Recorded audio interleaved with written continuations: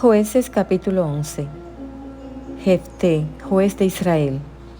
Jefté era un gran guerrero de la región de Galaad. Era hijo de Galaad, pero su madre era una prostituta. La esposa de Galaad tuvo varios hijos, y cuando esos medios hermanos de Jefté crecieron, lo echaron del territorio. Tú no recibirás ninguna parte de la herencia de nuestro padre, le dijeron, porque eres hijo de una prostituta. Así que Jefté huyó de sus hermanos y vivió en la tierra de Tob. En poco tiempo tuvo una banda de rebeldes despreciables que lo seguían. Por ese entonces los amonitas comenzaron a hacer guerra contra Israel. Así que cuando los amonitas atacaron, los ancianos de Galaad mandaron a buscar a Jefté a la tierra de Tob y le dijeron: «Ven y sé nuestro comandante, ayúdanos a pelear contra los amonitas».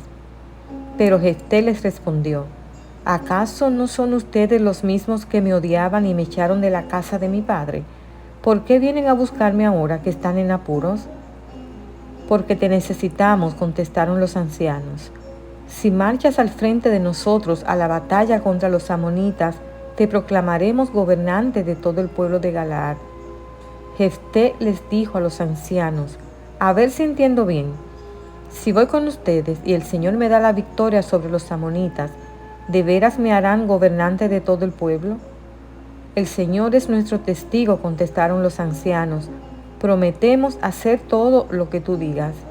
Entonces Jefté fue con los ancianos de Galaad, y el pueblo lo proclamó gobernante y comandante del ejército. En Mizpa, en presencia del Señor, Jefté repitió lo que les había dicho a los ancianos.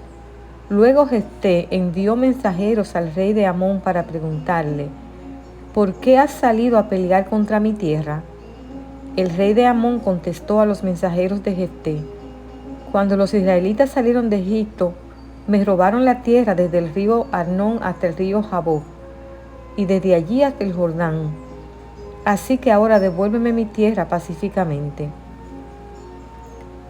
En respuesta, Jefté le envió al rey amonita el siguiente mensaje: «Esto es lo que dice Jefté: Israel no robó ninguna tierra, ni a Moab ni a Amón. Cuando los israelitas llegaron a Cades en su viaje desde Egipto, después de cruzar el Mar Rojo, enviaron mensajeros al rey de Edom para pedirle que les permitiera pasar por su tierra.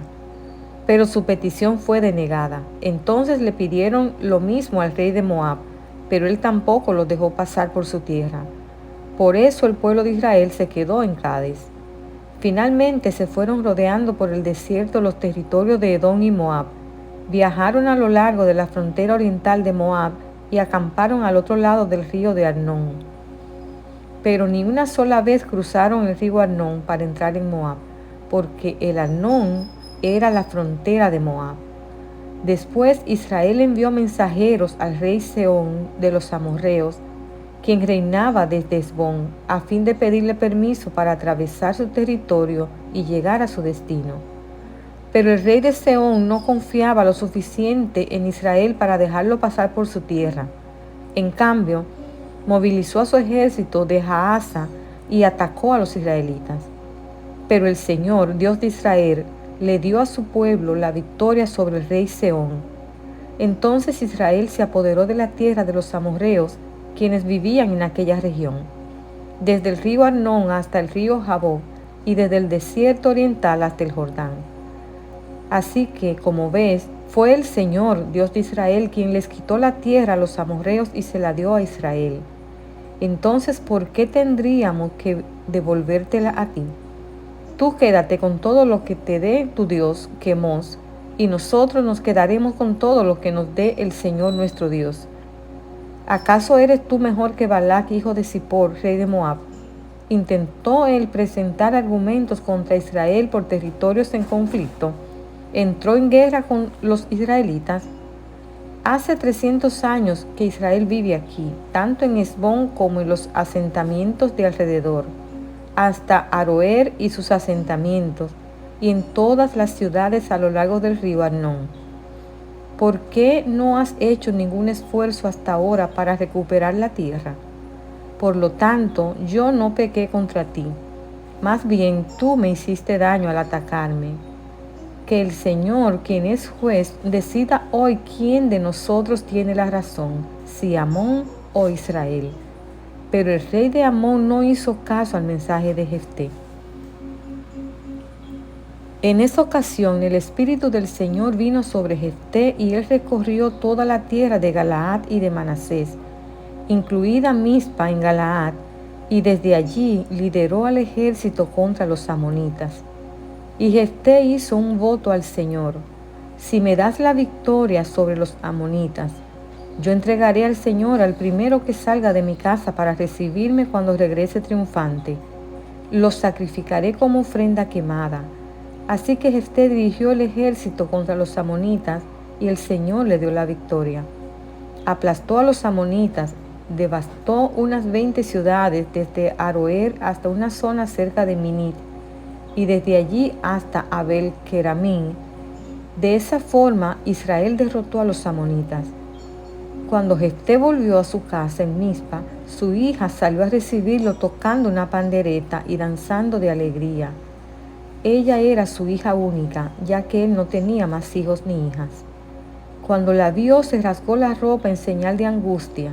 «Hija mía», clamó, «me has destruido por completo, me has traído una gran calamidad, pues hice un voto al Señor y no puedo dejar de cumplirlo». Y ella le dijo: «Padre, si hiciste un voto al Señor, debes hacer conmigo lo que prometiste, porque el Señor te ha dado una gran victoria sobre tus enemigos, los amonitas. Pero antes permíteme hacer una sola cosa. Déjame subir a deambular por las colinas y a llorar con mis amigas durante 2 meses, porque moriré virgen». «Puedes ir», le dijo Jefté, y la dejó salir por el término de 2 meses. Ella y sus amigas subieron a las colinas y lloraron porque ella nunca tendría hijos. Cuando volvió a su casa, su padre cumplió el voto que había hecho y ella murió virgen. Así que se hizo costumbre en Israel que las jóvenes israelitas se ausenten 4 días cada año para lamentar la desgracia de la hija de Jefté.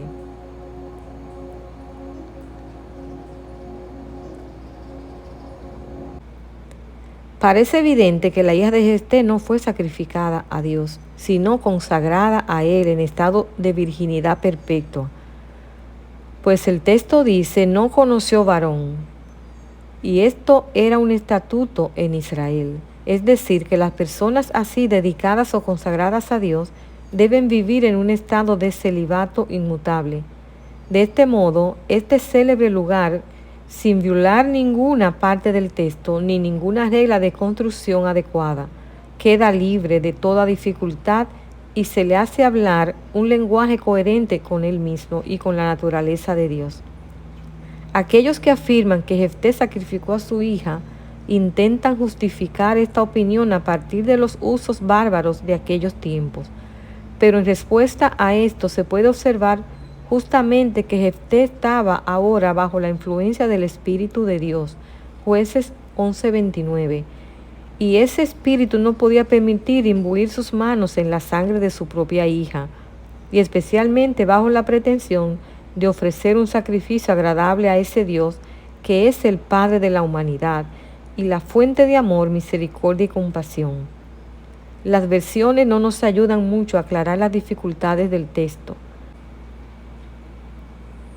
Cuando habla de que salió con panderos y danzas, de este caso encontramos que era una antigua costumbre que las mujeres salieran al encuentro de los conquistadores que regresaban con instrumentos musicales, canciones y danzas, y que continuó después.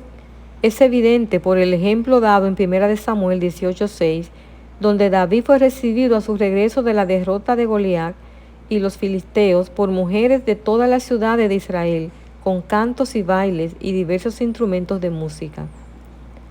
La frase me ha abatido mucho. Se angustió mucho al pensar que su hija, que era su única hija, sería, a consecuencia de su voto, impedida de continuar su familia en Israel, porque es evidente que no tuvo otro hijo, pues fuera de ella, dice el texto, no tuvo hijo ni hija. Jueces 11:34. Por lo tanto, bien podría entristecerse de que así su familia se extinguiera en Israel.